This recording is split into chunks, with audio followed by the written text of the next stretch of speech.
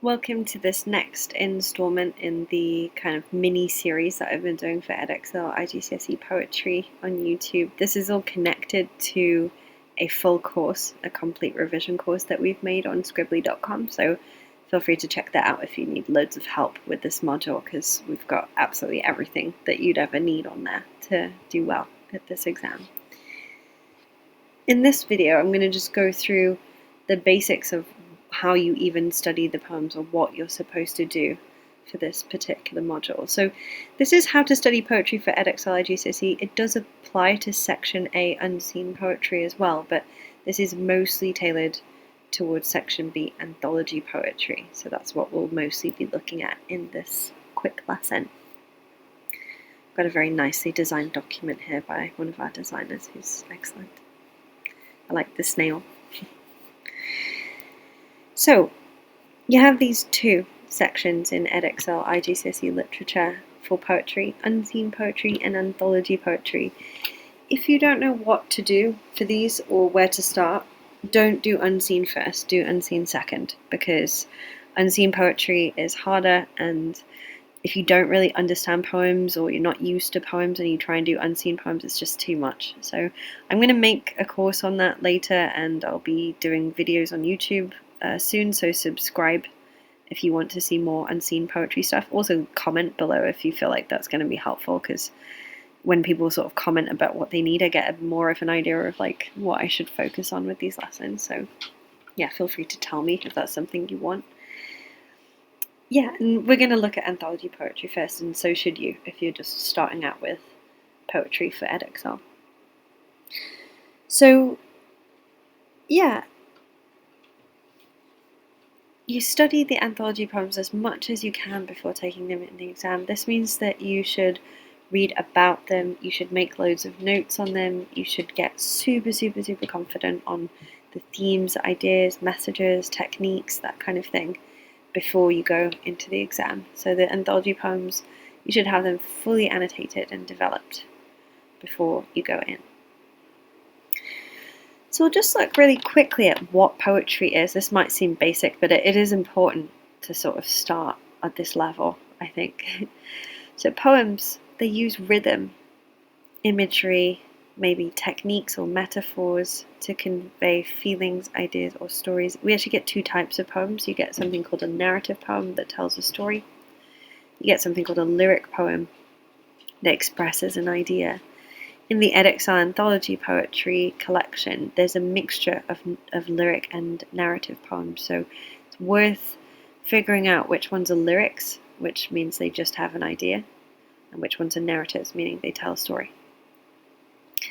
You use lines and stanzas to structure a poem, which means you have to analyze the line length and the stanza length, also the regularity or irregularity of those lines and those stanzas.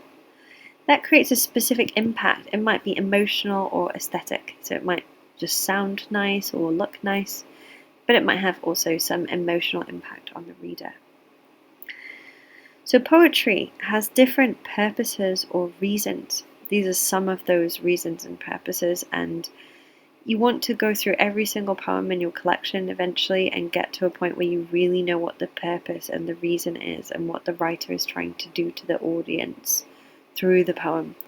They're trying to affect us in some way, make us think differently, make us realize something, make us feel something, make us agree with them about something. All poetry has some sort of motivational purpose.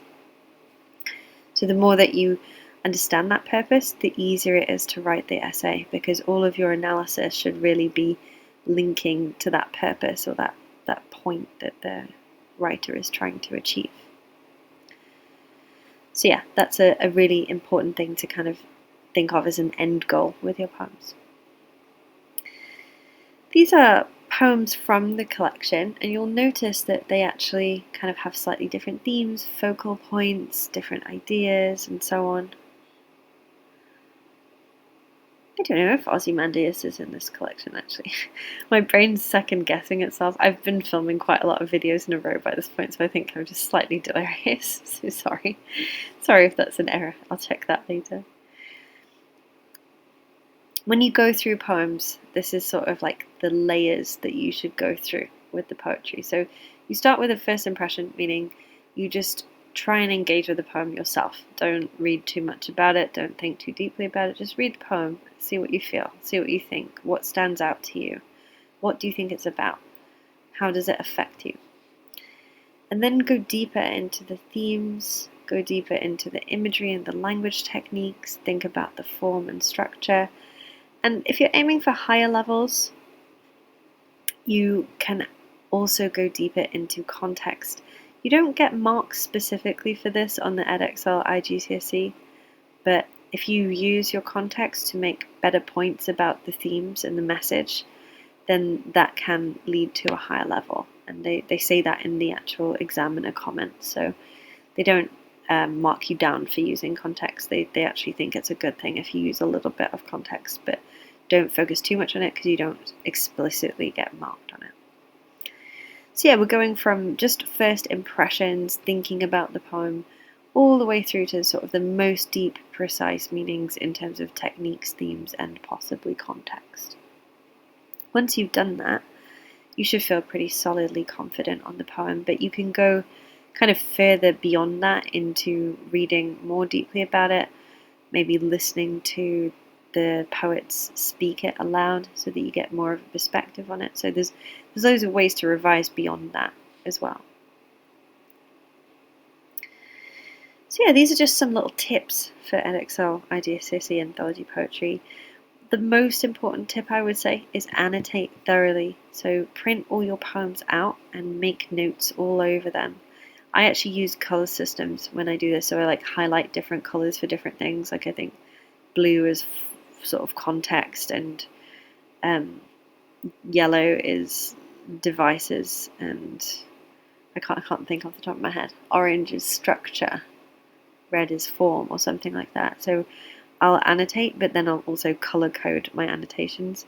That's very OCD of me. You don't have to do it to that level if you don't want. I find it helps just kind of organize stuff. So I've always done that since I was probably like 12 or 13. And yeah, you don't have to go to that level, but you do have to annotate. So you do want to write loads and loads of notes all around the poem that has techniques, points about theme, points about context, things that kind of grab your attention, or zooming in on specific quotes or words, that type of thing. So your annotations go deeper. They go deeper into the poem. Is important. Another really important thing, but this comes later once you're confident with the anthology, is to compare really well. So make sure you understand all the poems by themselves first. Once you've done that, you need to practice comparing the poems, because in the exam, that's the main thing that you've got to do. And then if you're trying to be really, really, high grade about it, like you're aiming for top grades, you can do things like look at the assessment objectives and mark scheme, look at model essays, and go kind of deeper into that type of stuff. So on this document, we've got a little bit more info about these types of things, like assessment objectives, how they work. I'm not going to go too far into these right now because I think I've given you like a good ground level for what you need to do for the poems. But yeah, feel free to just sort of pause and read through these if you feel like they're more useful. This one is pretty good, so we'll just sort of end. If I can zoom out a little bit, I don't know if I can. No, not quite. Yeah, we'll just end with this one. So this is just kind of like when you're making the notes on the poem, how to do it, what sort of steps to go through. And yeah, I always recommend doing it in this order. So you read the poem and think about it first, put your own notes on there, and then research and add to the notes from your research. If you read about the poem before you've read it yourself, you kind of miss the immediate effect of it. So you should just read the poem and feel something or think something, even if you don't fully understand it. Once you've thought that and kind of annotated it, you can go and research and look at it in detail. If you need help with research or you want loads of detailed annotations on these poems, again, our Edexcel iGCSE poetry course has absolutely everything, all poems completely covered in as much detail as you could possibly go into. So feel free to check that out if you feel like it'd be helpful. So hopefully this has been useful for you, just like a little introduction to what to do for this module, and hopefully feel more confident in the anthology poetry. Hope you enjoy the poems as well, because they're fun and they're interesting, and not all of them are my favourite poems, but I think there's something in there that everyone will connect with somewhere. So hopefully at least some of the poems you personally get something out of reading them. So yeah, thank you very much for listening, and subscribe if you haven't already to YouTube, and check out scribbly.com if you want more help with your poetry. Thanks for listening, and see you guys soon. Bye.